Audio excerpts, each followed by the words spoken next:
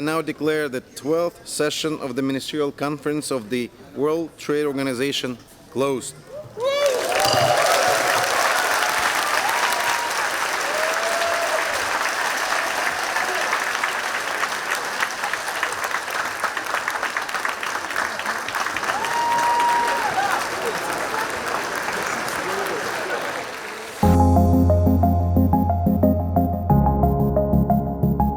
I believe that ministers gathering here in Geneva have the power and the will to deliver on MC12 and guide WTO into the future.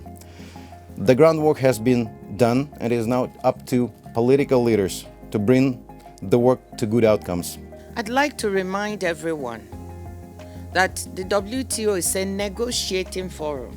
But what I'm finding is that it's becoming a diktat forum. One set of people come and say, I want this. The other set says, I want that. There's no negotiation. You have to talk to each other.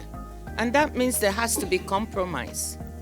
No one side is going to get 100% of what they want.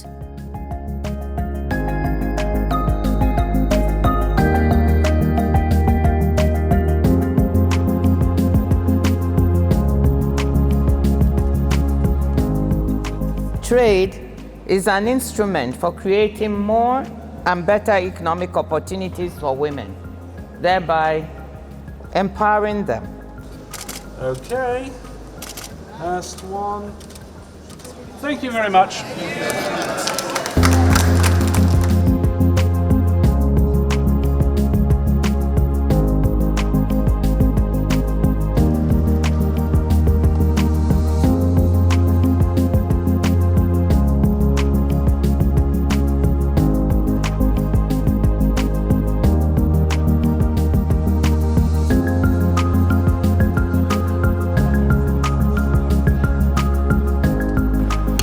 Will the road to deliver at this MC12 be smooth?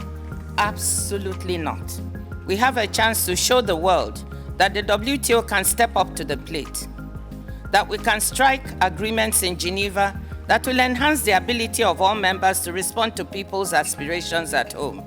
Aspirations for food, for health, for security, for better jobs, higher living standards and sustainable environment on land, in the oceans, and in our atmosphere. As WTO members, we have a duty to develop international markets in sustainable and inclusive manner, especially for the most vulnerable amongst us, the ones that rely on the WTO to have their voices heard on trade-related issues.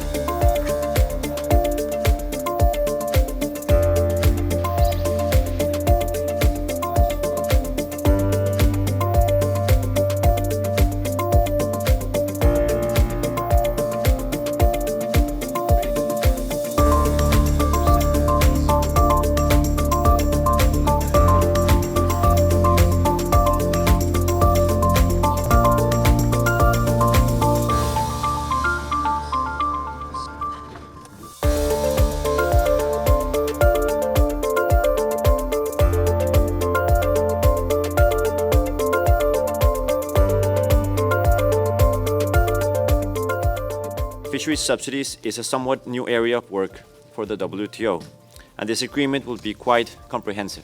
There has been reassurance from potential donors during the negotiations that technical assistance would be made available. We've already received informal pledges for the fund of about $5 million, which is half of the initial amount of $10 million that we are seeking.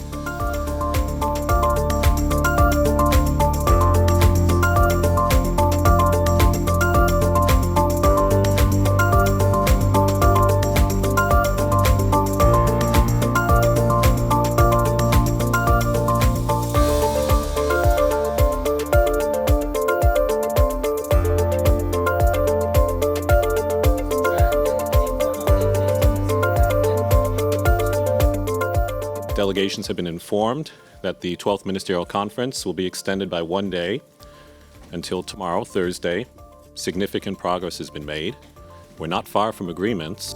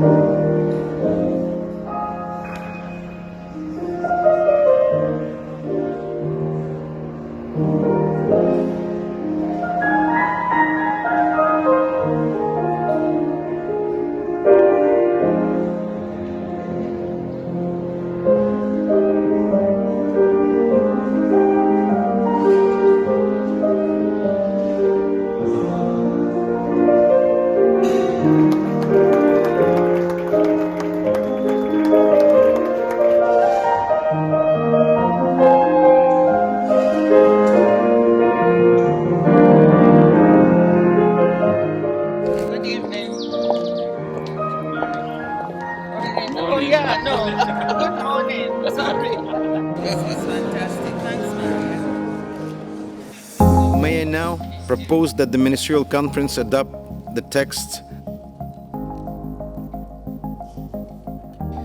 The ministerial conference so agrees.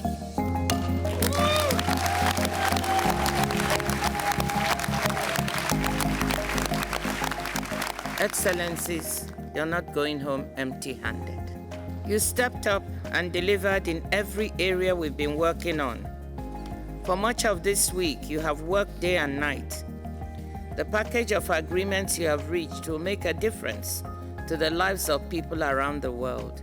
The outcomes demonstrate that the WTO is in fact capable of responding to emergencies of our time. They show the world that WTO members can come together across geopolitical fault lines to address problems of the global commons.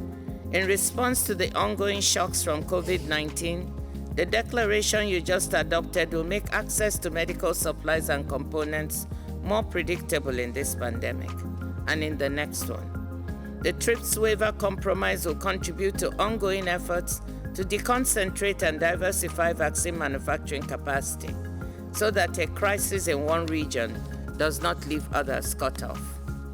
In response to the worst food security crisis in decades, you have taken steps to make trade in food and agricultural inputs more predictable and hence prices less volatile. And you are going to make it easier for the World Food Programme to do its difficult job of feeding millions of the world's most vulnerable people. On fisheries subsidies, WTO members have for the first time concluded an agreement with environmental sustainability at its heart. You found a way to extend the e-commerce moratorium along with the work program, thus preserving the enabling environment the WTO provides to the global digital economy and the millions of businesses and jobs that depend on it. You have initiated a member-driven process of institutional reform. You recognize the role trade and the WTO can play in empowering women, achieving environmental goals, and expanding opportunities for micro, small, and medium-sized enterprises. I promise that we'll get back to work immediately. Get ready. Tomorrow is another day post-MC12.